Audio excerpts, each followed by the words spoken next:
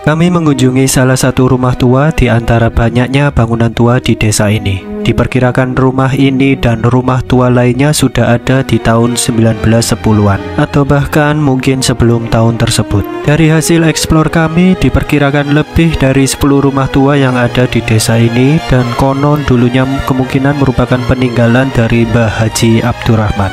Sekilas biografi tentang Mbah Haji Abdurrahman bahwa beliau merupakan tokoh atau sesepuh desa pada waktu itu. Beliau berasal dari Jawa Tengah dan konon beliau juga merupakan pasukan pangeran Diponegoro. Semenjak Perang Jawa pecah pada tahun 1830-an, pasukan Belanda berhasil menangkap pangeran Diponegoro. Akhirnya kubu pasukan Diponegoro terpecah belah dan berpencar di segala penjuru. Pada saat itu Mbah Haji Abdurrahman mengembara ke Jawa Timur dan akhirnya tiba di desa ini dengan membawa banyak bongkahan emas. Berdasarkan cerita dari pembantu beliau pada masa Mbah Haji Abdurrahman masih ada, bahwa di akhir hayat Mbah Haji Abdurrahman memakai tongkat karena penglihatannya sudah mulai kabur dan sakit. Dan rumah ini konon dulunya merupakan peninggalan dari Mbah Abdurrahim atau putra dari Mbah Abdurrahman, kemudian diteruskan ke Mbah Ali Hafid dan saat ini dihuni oleh keluarga Bapak Ismail. Untuk spesifikasi rumah ini seperti halnya rumah pada masa era kolonial adalah jarak antara tanah dan bangunan rumah agak tinggi sekitar setengah meter. Pintu dan jendela sama-sama berukuran besar, tembok juga sangat tebal dan dipadu dengan pilar yang sangat tinggi.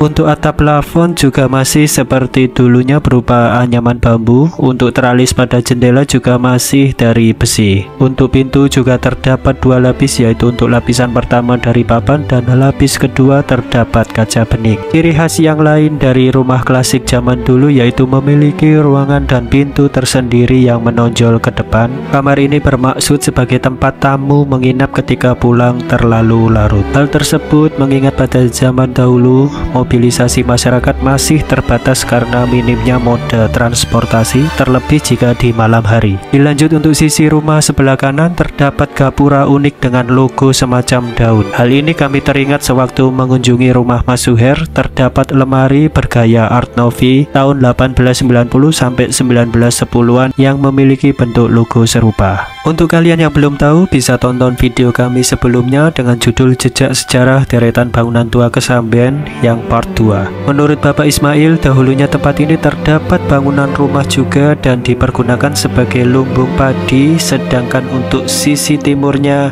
pernah sebagai kandang kuda. Pada sisi sebelah kiri rumah juga terdapat bangunan kecil yang tidak begitu besar dan menurut beliau dahulunya merupakan tempat garasi bendi atau kereta kuda zaman dulu. Secara keseluruhan rumah ini sedang tahap renovasi. Meskipun banyak perbaikan, namun tetap tidak menghilangkan estetika klasik dan originalitas bangunan pada masa dulunya. Kami diizinkan masuk oleh beliau untuk melihat bagian dalam dari rumah ini. Beberapa peninggalan zaman dulu juga masih ada dan tetap terjaga. Semoga bisa menjadi warisan leluhur yang kaya akan makna dan filosofi. Nah, yang dihuni oleh Pak Ismail sebagai ahli waris dari Mbah Ali. Tetes Mbah Ali ini putrane Mbah Kim yang ke 1, 2, 3, yang keempat. Ngeten iki situasi ini berantakan sebab kita sekarang sedang ada renovasi. Ngeten, terus nyun ngapunten. Gini balik. Jadi ruangan ini dulu los untuk keluarga. Bali niku ruang tamu nggih, Pak? Nggih, ruang tamu khusus keluarga. Nah, niku kan ruang untuk santai, sebelahnya ada pavilion. Nah, ini pavilion yang sini ini. Yang depan niku nggih. Rata-rata setiap pintu itu ada 2 daun pintu. Nggih. Ya, daun pintu yang kaca, satu lagi daun pintu yang papan. Dan gagang pintunya juga masih lama ya, Pak ya? Asli, ya, ya? belum ada renovasi nih. Belum punya duit 1 pintu, nggak tahu berapa juta sekarang. Iya. Kalau nyuruh orang. Nah, kayak ini double semua. Ini double. Iya. Boleh tahu ini ruang apa, Pak?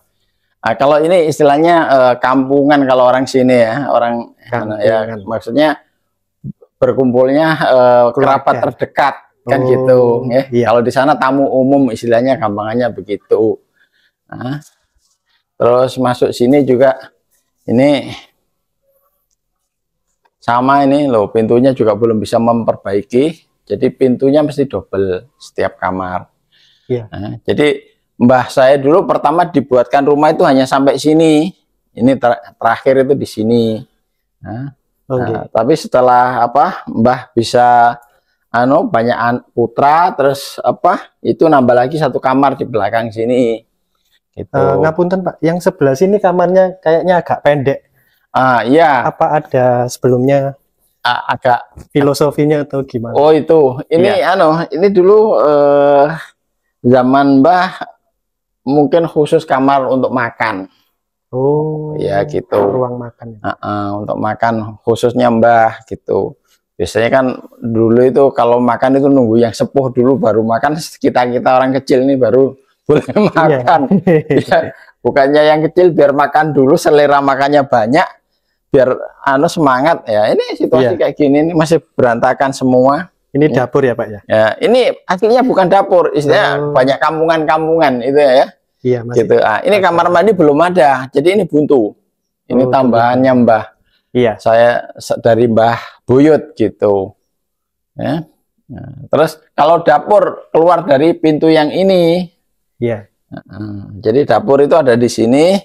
Kapasitasnya itu ya sama dengan satu rumah. Ada. Ya sana sampai di kandang ayam sana itu. Oh iya Pak. Ya itu. Nah, terus sana kamar mandi.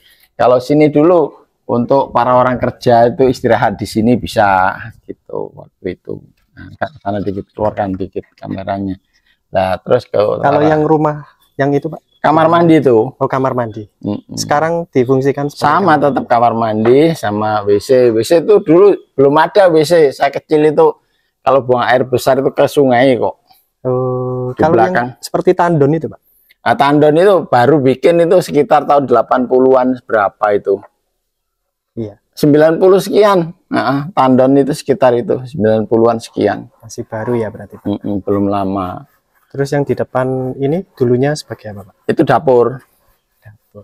Dapur itu sampai sana paling belakang sana. Jadi ukurannya satu rumah. Di dalam dapur itu ada sana ya, ukuran sampai belakang sana itu mentok dinding yang akhir sana.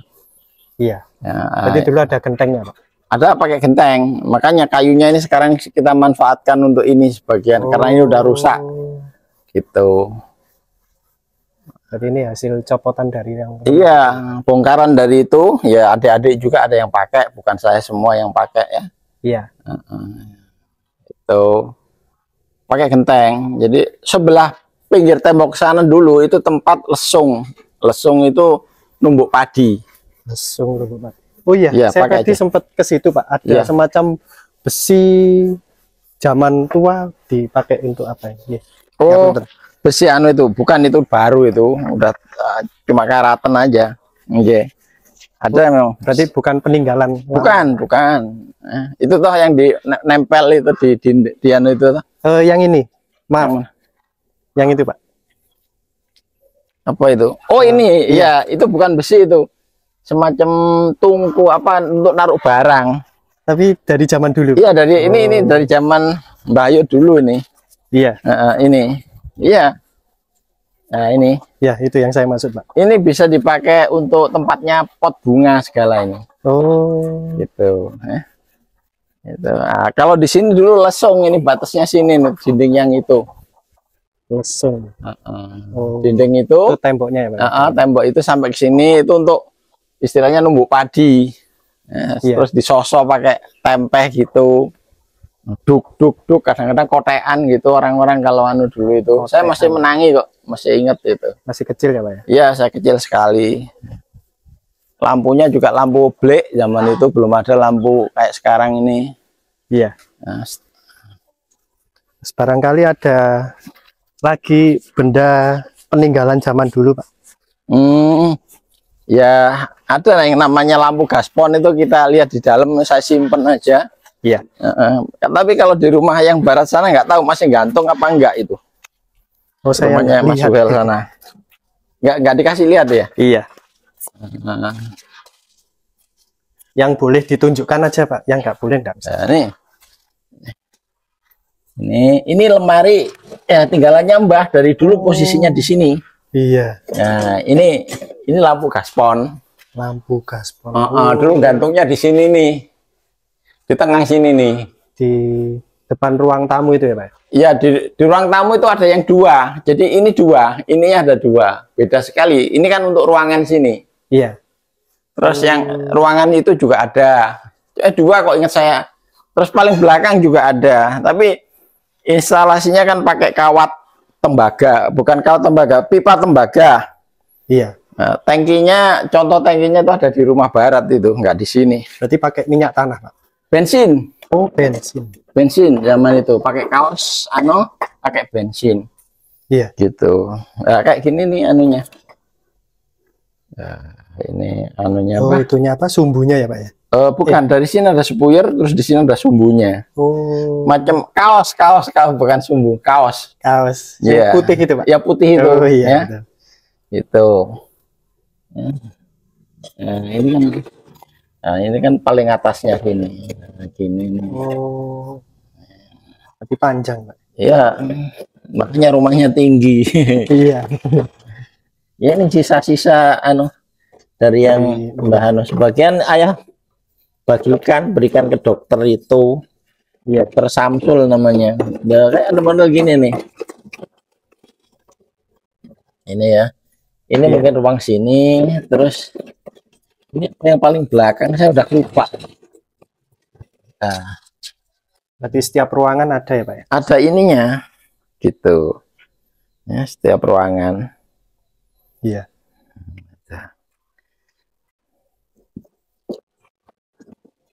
Jadi yang suka hidupkan dulu ayah saya masih kecil belum masih dipakai berarti. Iya.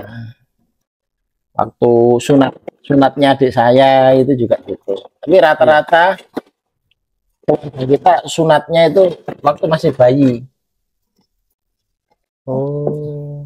Jadi bukan besar tapi masih bayi. Iya. Kita udah disunat sama calak dulu namanya. Iya, Bu. Calak sama mantri itu beda. Beda. Jadi kalau calak zaman dulu itu tukang nyunat ya. Kalau mantri kan sekarang ini pakai mantri gitu. Menyunatkan tuh pakai mantri. Iya, gitu. Oh. Ya. Ini masih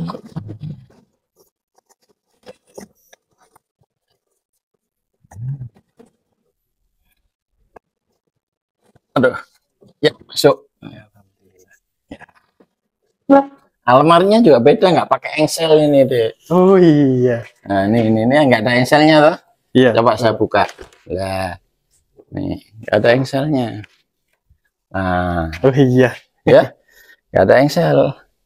Terus kalau ini zaman kecil saya ini setrika itu model kayak gini ini. Oh, setrika besi. Oh, iya. Ini kuningan. Oh, dibakar itu ya, Pak ya? Iya, dalamnya ada areng. Tuh. Iya. Ya, mungkin generasi sekarang kan udah ketemu listrik gitu. Iya, betul, Pak. Kalau saya ini dikipasi sampai kepelkian kalau bahasanya orang Jawa itu kena asap itu toh. Iya. Nah, itu. Alhamdulillah. Terus yang lemari pojokan itu juga lama ya, Pak ya? Itu dari ibu itu, dari Bangil dulu. Nah, tapi rata-rata orang-orang dulu itu punya lemari kayak gini. Iya. Jadi Mbah dulu punya banyak, mungkin ya udah diwaris sama sama bude-bude saya. Iya. Gitu. Nah, jadi lemari zaman dulu memang rata-rata kayak gini. Gitu. Terus yang ini Pak dibuat apa ini, Pak? Mana? Lemari kecil. Oh ini udah di atas tahun 50-an ini. Saya yakin ini dari apa? Ayah beli dari orang. Iya. Kemudian dulu untuk naruh obat-obatan, naruh apa? Ada dokumen-dokumen taruh situ, dokumen kecil-kecil apa nggak tahu lah ayah dulu. Campur sama kotak obat. Iya, campur sama kotak obat. Mesin jahitnya merek Singer. Ini mesin jahit ini sejak saya kecil sudah ayah dapat atau ayah belikan buat ibu. Ya ini kira-kira dari tahun 60-an, 60 berapa lah. Iya, betul. Singer, merek sing bagus. Iya, Singer, pabriknya ada di Waru. Jadi sekarang masih bisa dipakai, Pak? Masih normal. Normal ini dipakai. Pakai sama ibu? Enggak, anak saya yang itu yang ngajar di Tasik itu. Kalau ibu istri saya ya kadang-kadang lah dia menjahit, tapi yang paling ahli anak saya. Sampai ibu saya bilang, wah ini sing paling cocok pakai Kiki, sebab dia pandai merekayasa atau istilahnya membuat apa supaya mesin ini jalan tuh sabar dan jalan gitu, jalan gitu. Nah, kalau kaca ini ayah yang beli mungkin udah zaman 50-an sekian. 50-an. Nah, gitu. Barangkali ada yang ingin ditunjukkan lagi, Pak. Ya ini apa? Kalau tempat tidur zaman dulu ya kayak gini, ini tempat tidurnya. Oh, yang namanya gorden ya, Pak? Gorden itu kayak gini. Ya. Kalau ini lemari dari zaman ayah, ini sudah 50-an, tempat buku-buku. Iya. Lama-lama buku kitab-kitab itu. Kalau yang ini kan adik saya sudah bukan lagi. Iya. Gitu. Ya saya kira hanya itu yang bisa kita sampaikan. Oke, Pak. Lain-lain ya apa yang belum, nggak ada yang baru lagi.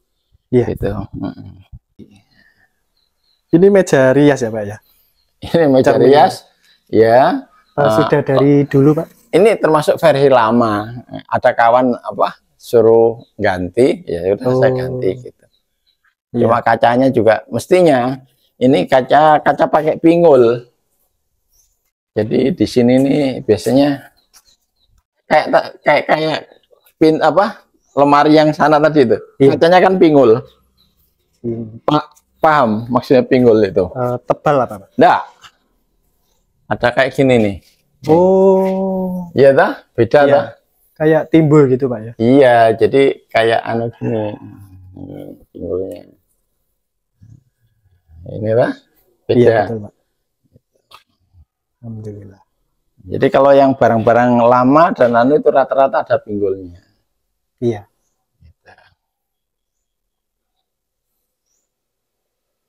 Nah, ini dokumen Belanda itu ada di situ tuh. Dokumen sawah-sawahnya Mbah Buit saya itu ada di plastik hitam itu atas. Oh. Saya simpan di situ. Assalamualaikum warahmatullahi wabarakatuh.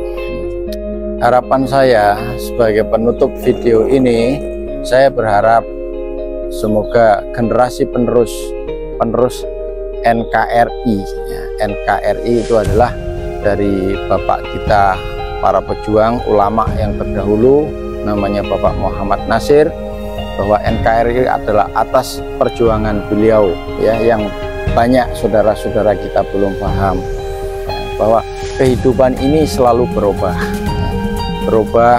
dari zaman, dari situasi, mulai dari zaman Belanda sampai generasi saya sekarang akan selalu berubah, dan perubahan itu harus bisa memberi manfaat bagi bangsa, negara, terutama agama, sehingga agama ini nggak sampai punah sebagaimana yang terjadi di Spanyol. Nah, ini agak belara sedikit, kayak yang terjadi di Filipina. Filipina itu dulu yang menguasai adalah sultan-sultan, sekarang dikuasai oleh saudara-saudara kita Katolik, karena penerus agama nggak waspada, ya. Oleh karenanya saya berharap generasi penerus bisa memahami dan menjalankan agama dengan baik dan berjuang untuk agama, dan selalu bisa membuat perubahan yang baik bagi agama. Dan sebab kita pada akhirnya akan kembali kepada Allah, ya.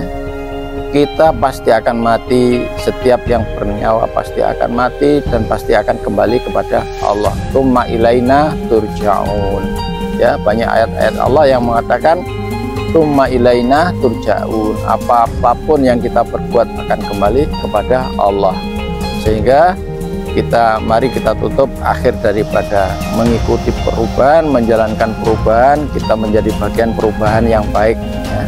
Itu harapan kita menjadi orang yang berbuat atau mengerjakan perubahan itu untuk kebaikan menurut ketentuan Allah.